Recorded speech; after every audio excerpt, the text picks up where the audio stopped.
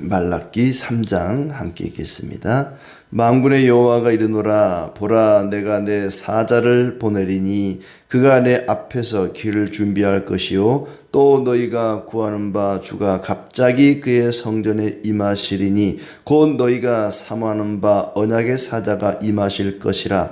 그가 임하시는 날을 누가 능히 당하며 그가 나타나는 때에 누가 능히 서리요. 그는 금을 연단하는 자의 불과 표백하는 자의 잿물과 같을 것이라. 그가 은을 연단하여 깨끗하게 하는 자같이 앉아서 레위 자손을 깨끗하게 하되 금, 은같이 그들을 연단하리니 그들이 공의로운 제물을 나 여호와께 바칠 것이라. 그때에 유다와 예루살렘의 봉헌물이 옛날과 고대와 같이 나 여호와께 기쁨이 되려니와 내가 심판하러 너희에게 임할 것이라. 점치는 자에게와 간음하는 자에게와 거짓 맹세하는 자에게와 품꾼의 삭세에 대하여 억울하게 하며 과부와 고아를 압제하며 나그네를 억울하게 하며 나를 경외하지 아니하는 자들에게 속히 증언하리라. 만군의 여호와가 말하였느니라. 나 여호와는 변하지 아니하나니 그러므로 야곱의 자손들아 너희가 소멸되지 아니하느니라.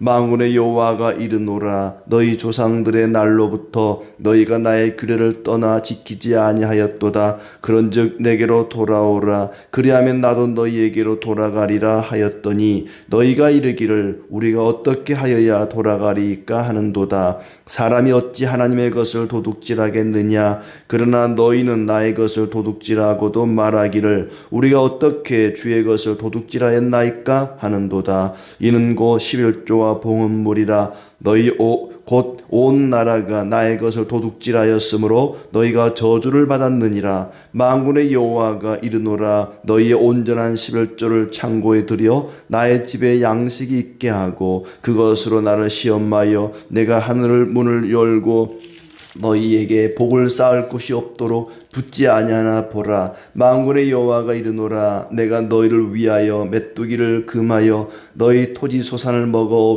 없애지 못하게 하며 너희 밭에 포도나무 열매가 기한 전에 떨어지지 않게 하리니 너희 땅이 아름다워짐으로 모든 이방인들이 너희를 복되다 하리라. 만군의 여호와의 말이니라. 여호와가 이르노라, 너희가 완악한 말로 나를 대적하고도 이르기를 우리가 무슨 말로 주를 대적하였나이까 하는도다. 이는 너희가 말하기를 하나님을 섬기는 것이 헛되니 만군의 여호와 앞에서 그 명령을 지키며 슬프게 행하는 것이 무엇이 유익하리요. 지금 우리는 교만한 자가 복되다 하며 악을 행하는 자가 번성하며 하나님을 시험하는 자가 화를 면한다 하노라 함이라. 그때 여호와를 경외하는 자들이 피차에 말하매 여호와께서 그것을 분명히 들으시고 여호와를 경외하는 자와 그 이름을 존중히 여기는 자를 위하여 여호와 앞에 있는 기념책에 기록하셨느니라. 만군의 여호와가 이르노라, 나는 내가 정한 날에 그들을 나의 특별한 소유로 삼을 것이요 또 사람이 자기를 섬기는 아들을 아낌같이 내가 그들을 아끼리니 그때 너희가 돌아와서 의인과 악인을 분별하고 하나님을 섬기는 자와 섬기지 아니하는 자를 분별하리라. 아멘. 네, 주님의 은혜가 가득하기를 진심으로 축복합니다. 이제 구약 성경의 마지막 부분 말라기서인데 말라기 3장은 하나님의 사자를 보내겠다 이렇게 시작됩니다. 보라, 내가 내 사자를 보내겠다. 1절부터 6절까지는 하나님께서 하나님의 사자, 이 동물의 왕 사자가 아니라 어떤 사신을 보내겠다는 얘기고, 7절부터 12절까지는 11조의 회복에 대한 말씀, 또 13절부터 마지막 18절까지는 하나님을 경외하는 것에 대한 회복의 말씀을 하고 있습니다. 2장 맨 마지막 17절과 이어지는 대목인데 17절은 이렇게 끝이 나고 있죠. 정의의 하나님이 어디 있느냐, 정의의 하나님이 어디 계시냐 이렇게 질문하면서 끝이 납니다. 왜냐하면 세상에 악한 자가, 아주 사악한 자들이 하나님을 멸시하고 사람을 차별하는 그런 악한 자들이 득세하고 그들이 잘 살고 오히려 착한 사람, 선한 사람은 억울하게 살고 가난하게 살고 괴로움을 당하고 그런 모습 볼 때 불합리한 세상의 모습을 볼 때에 하나님 도대체 어디 계시는가? 정의의 하나님은 어디 계시는가? 왜 하나님은 침묵하고 계시는가? 그런데 하나님께서 아니다. 내가 침묵하고 있는 것이 아니라 나는 계획대로 나의 모든 계획대로 내 사자를 너희에게 보내겠다. 이렇게 이제 정의의 하나님이 어디 계시냐라는 질문에 대한 해답이 내가 내 사자를 내 앞에 보내겠다. 그가 길을 준비할 것이다. 주께서 갑자기 성전에 임하실 것이고 주의 길을 준비하고 그리고 하나님의 심판이 이루어지고 정의가 이루어져서 너희를 깨끗하게 할 것이다 하는 얘기죠. 2절에 보시면 누가 그의 임함을 감당할 수 있겠는가? 세상에 하나님의 임하심을 감당할 사람은 아무도 없다 하는 얘기입니다. 누가 그의 임하심을 감당할 수 있겠는가? 그는 금을 연단하는 불과 표백하는 잿물과 같다. 금을 연단해서 아주 그 순수한 순금을 만들어내고 또 이게 표백제, 우리가 빨래할 때 세탁할 때 쓰는 그 표백제처럼 그 깨끗하게 하는 옷을 깨끗하게 하는 잿물처럼 그때는 뭐 표백제가 없으니까 잿물처럼 그 금을 연단하는 불과 같이 그렇게 죄를 깨끗하게 할 것이다. 3절에 그가 은을 연단하여 깨끗하게 하는 자 같이 앉아서 레위 자손을 깨끗하게 하되 레위 자손들을 제사장들을 깨끗하게 할 것이다. 공의로운 제물을 바치게 될 것이다. 깨끗하게 해서 죄를 다 사하고 허물을 용서하셔서 그들을 깨끗하게 해서 그 깨끗한 자들이 드리는 제물이 공의로운 제물입니다. 제물 자체가 공의로운 제물이 아니라 하나님의 은혜로 죄사함을 받고 새 생명을 얻은 자들, 그렇게 연단과 또 정결케 하는 과정을 거쳐서 죄 용서함을 받은 깨끗하게 한 자들이 드리는 제물이 공의로운 제물이죠. 3절을 다시 마지막 부분 보면 그들이 공의로운 제물을 나 여호와께 바칠 것이라. 주님이 임하셔서 그들을 연단하고 그들을 정결케 해서 깨끗하게 하고 그들이 드리는 제물이 바로 공의로운 제물이다. 물론 1절에 내 사자가 내 앞에서 길을 준비할 거라는 얘기는 세례 요한을 가리키는 그런 대목이겠죠. 자, 그때 봉헌물이 하나님께 기쁨이 될 것이다. 4절에 그때에 드리는 그 제물이 나 여호와께 기쁨이 되려니와. 정결하게 된 사람들이 드리는 제물을 하나님은 기뻐하십니다. 그러니까 예수님을 믿지도 않는데 내 마음에 믿음도 없는데 교회가 어렵다고 하니까 내가 뭘 좀 드려야지 하고 드리는 제물은 하나님 기뻐하지 않습니다. 예수님을 믿음으로 정결하게 된 성도가 드리는 제물을 하나님은 기뻐하십니다. 예수님을 믿지도 않고 하나님을 섬기지도 않는데 그냥 어렵다, 불쌍하다, 그래서 적선하듯이 드리는 그런 제물을 하나님은 기뻐하지 않습니다. 연단과 또 여러 가지 정결케 하는 그런 과정을 통해 깨끗하게 한 사람이 드리는 공의로운 제물을 하나님은 기뻐하신다. 그리고 악한 자들을 심판하러 임하실 것이다. 하나님은 변함이 없으신 하나님이다. 6절에 나 여호와는 변하지 아니하나니 야곱의 자손들아 너희가 소멸되지 아니할 것이다. 하나님이 그들을 지켜주시고 또 돌보실 것이다. 그러면서 이렇게 내가 내 사자를 보내서 너희 길을 예비하고 또 그 사자가 하는 일이 너희를 내게로 돌아오게 하는 일이다. 7절에 내게로 돌아오라는 말씀을 하십니다. 우리가 어떻게 해야 돌아가리까? 내게로 돌아오라. 그리하면 나도 너희에게로 돌아가리라. 너희가 내게로 돌아오면 나도 너희에게로 돌아가리라. 어떻게 하여야 돌아가리까? 그들은 자기들이 하나님을 떠났다는 것조차도 몰랐습니다. 내게로 돌아오라 그러니까 돌아오라고요? 우리가 떠난 적이 없는데 돌아오라고요? 하나님이 볼 때는 떠나 있는 거죠. 하나님을 멀리 떠나 있고 외면한 상태에 있습니다. 근데 자신들이 돌아오라고 하는 말에 대해서 우리가 왜 돌아가야 되지? 회개하라 그랬더니 우리가 왜 회개해야 되지? 우리가 죄를 지은 것도 없는데 이런 생각을 하고 있는 거예요.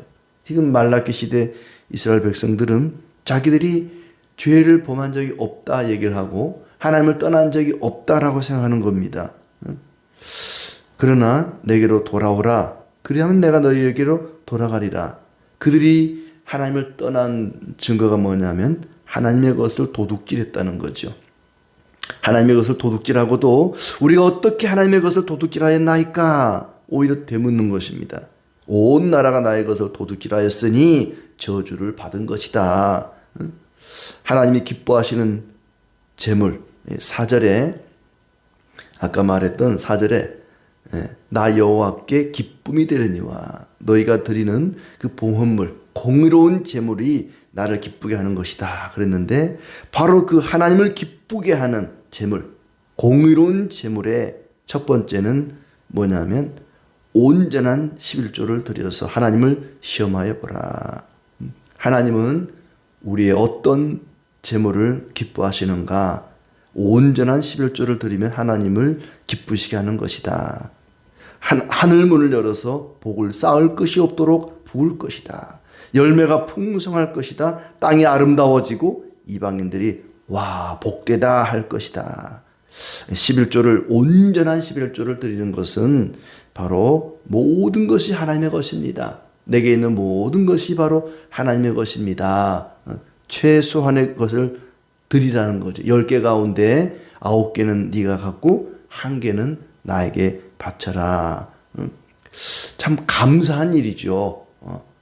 이 친구에게 돈을 100만 원을 맡기고 한 달 후에 이제 가져가면서 야 90만 원 너 가져. 나 10만 원만 줘. 그러면 그 친구가 얼마나 기분이 좋겠어요. 하나님 마치 그런 거예요. 10개를 나에게 다 주고 그거 10개 다 내게 줘. 이렇게 말하지 않고 그냥 9개 너 가져. 나 1개만 줘. 이러시는 거죠. 온전한 11조는 그런 것입니다. 근데 이 온전하다는 말은 이제 뒤에 나오는 내용과 이어지는데 하나님을 경외하는 마음으로 드리는 11조죠.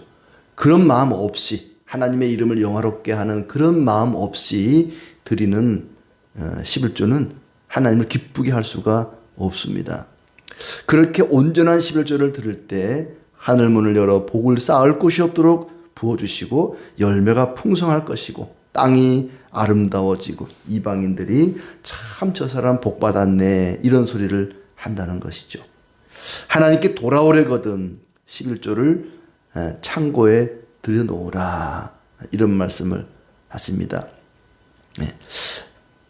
11조를 창고에다가 들여놓으라 10절에 그렇죠. 온전한 11조를 창고에 들여 나의 집에 양식이 있게 하고 그것으로 나를 시험하여 그랬습니다. 온전한 11조를 창고에 들여놓으라? 왜 창고에 들여놓으라 그러지?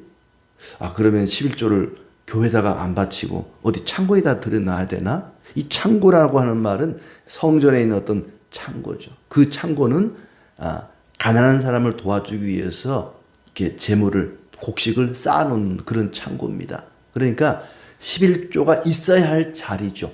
그러니까 11조라고 하는 것은 이제 가난한 사람들, 특히 또 레위인이나 농사를 짓지 않는 농사를 지어 어떤 열매를 거두는 수확이 없는 그런 레위인이나 또 가난한 사람이나 이 사람들을 위해서 써야 할 것이 바로 11조입니다. 그 11조가 있어야 할 그 창고, 있어야 할 그 자리에 두라는 것입니다. 그러니까 11조는 마땅히 가난한 사람을 위해서 어려운 이웃을 위해서 사용돼야 된다. 11조가 마땅히 사용돼야 할 곳에 사용되도록 해야 한다. 그러니까 11조를 드리라라는 의미도 있지만 이 11조가 바르게 사용돼야 된다라는 얘기입니다. 말하자면 말라기 시대에 11조가 제대로 사용되지 않았다는 거죠. 제대로 드려지지도 않았고 드려진 11조가 가난한 사람을 위해서 제대로 사용되지도 않았다는 것입니다. 11조를 온전한 11조를 창고에 드리라, 이 말은 11조를 온전히 드리기도 하고 그 11조가 바르게 사용되도록 해야 한다. 자, 이렇게 하나님을 진정으로 경외하는 사람은 하나님을 영화롭게 하는 마음으로 온전한 11조를 드리라. 이것이 공의로운 제물이고 하나님이 기뻐하는 첫 번째 제물이다. 그 백성들은 하나님을 대적하고도 무슨 말로 주를 대적했냐고 따집니다. 우리가 하나님을 대적했다고 말하는데 우리가 무슨 말로 하나님을 대적했습니까? 13절부터 나오는 대목을 보면 그들이 말로 하나님을 대적한 거예요. 무슨 말로 대적했느냐? 하나님을 섬기는 것이 헛되다. 예수 믿고 신앙생활하는 것 다 쓸데없는 짓이다. 아무 의미 없는 행동이다. 하나님을 섬기는 것이 헛되다 하는 말이 하나님을 대적하는 것입니다. 하나님 섬기는 일은 쓸데없고 헛된 일이다. 14절에도 하나님 명령을 순종하는 것이 헛되다. 이런 말. 하나님을 대적하는 말입니다. 또 교만한 자가 복되다. 신앙생활하면서 선하게 사는 것 다 쓸데없는 일이고 헛된 일이다. 오히려 교만한 자가 복되고 악을 행하는 자가 번성하며 하나님을 시험하는 자가 화를 면한다.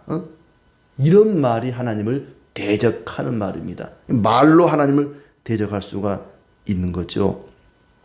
그 다음에 두 번째로 하나님이 기뻐하시는 제물은 뭐냐? 16절에 하나님을 경외하는 삶으로 드리는 제물, 거룩한 삶으로 드리는 제물입니다. 그때 여호와를 경외하는 자들이 피차에 말하며 여호와께서 그것을 분명히 들으시고 여호와를 경외하는 자와 그 이름을 존중히 여기는 자를 위하여 여호와 앞에 있는 기념책에 기록하였느니라. 그래 세상 사람들이 야 하나님 섬기는 거 다 쓸데없는 일이야. 교회 다니는 거 신앙생활하는 거 다 헛일이야. 시간 낭비야. 돈 낭비야. 다 할 필요 없어. 이렇게 말할 때에 여호와를 경외하는 자들은 그 이름을 존중히 여기고 여호와를 진심으로 경외하고 그럴 때 하나님께서 그 이름을 그런 경외하는 자들의 이름을 존중히 여겨주고 기념책에 기록하고 나의 특별한 소유로 삼을 것이다. 사람이 자기를 섬기는 아들을 아끼는 같이 내가 그들을 아끼리라. 그러니까 앞에 나온 온전한 11조를 창고에 드려라 라는 말과 하나님을 진심으로 존중하고 경외하라. 이 두 가지가 바로 공의로운 제물입니다. 하나님의 은혜로 죄 사함 받고 거듭나고 새 생명 얻은 자들이 드릴 수 있는 그런 하나님이 기뻐하는 제물이죠. 거룩한 삶, 말로 거룩한 말, 거룩한 삶으로 드리는 제물입니다. 그들을 나의 특별한 소유로 삼고 아껴주겠다. 그때 너희가 돌아와서 의인과 악인을 하나님 섬기는 자와 그렇지 않은 자들을 분별하게 될 것이다. 이때 이스라엘 백성들은 자기들이 하나님을 떠난 줄도 몰랐습니다. 회개하라 그럴 때도 자기들은 죄가 없다고 주장했던 사람들입니다. 그러나 그들 가운데서도 회개하고 돌이켜서 진심으로 하나님을 존중히 여기고 하나님을 경외하는 자들이 있을 것이다. 그들에게는 하나님의 풍성한 은혜와 축복을 허락하시고 또 그들을 특별한 소유로 삼아주시고 아껴주시고 존중히 여겨주시고 그들의 말을 들어주실 것이다. 악한 자가 형통하고 선한 자는 가난하고 어려움을 당한다. 그러니 우리가 하나님 섬기면서 선하게 살 필요가 없다라고 말하는 그 시대에 하나님을 진심으로 경외하는 자들을 하나님은 들어주시고 응답하실 것입니다. 하나님을 섬기는 신앙생활이 무시받고 조롱받고 경멸받던 그 시대에 진정으로 하나님을 경외하는 자들이 있었다는 것, 그리고 하나님은 그런 사람들의 말을 기억하시고 들어주신다는 말씀입니다. 하나님의 특별한 대우를 받을 것이고 하나님이 그들을 아껴주실 것입니다. 그렇게 하나님을 믿고 섬기고 또 진심으로 하나님을 경외하는 그런 믿음의 삶을 살아가시기를 바랍니다. 그런데 그렇게 하나님 섬기고 믿음으로 사는 것이 이게 다 무슨 의미가 있는가, 이런 자괴감이 들 때도 있습니다. 세상에 악한 자들이 막 잘 살고 악한 자들이 막 득세하고 잘 나가고 그러면 야, 나는 이거 뭐 하는 것인가, 내가 이렇게 열심히 신앙생활하고 믿음생활하는 게 이게 다 쓸데없는 일이고 시간 낭비하는 것인가, 그런 생각이 들 때마다 우리는 예수 그리스도를 바라봐야 됩니다. 그분은 그야말로 억울하고 손해를 감수하면서까지 괴로움을 당하시고 누구보다 우리의 마음을 잘 아시는 분입니다. 그렇게 우리 주님을, 예수 그리스도를 바라보면서 우리의 신앙생활, 우리의 인생을 가치 있게 보람 있게 하나님을 기쁘시게 하며 살아가는 우리의 삶이 되기를 진심으로 기대합니다.